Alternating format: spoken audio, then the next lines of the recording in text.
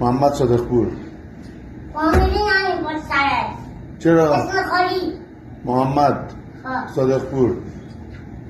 درست بفرمایید. بفرمایید. این اسم نه. فامیلی اسم بگیم برای مطرح کردم.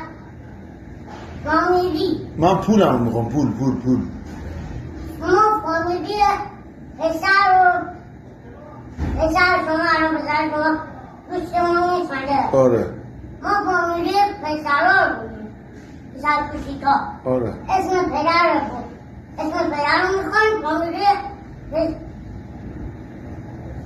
پسر. اسم تو رو میخوایم. محمد صادق پور. فقط محمد بود. نه محمد صادق پورم. صادق پور نداشت. چرا؟ اون مثلا معروف اسم پسر بود. نه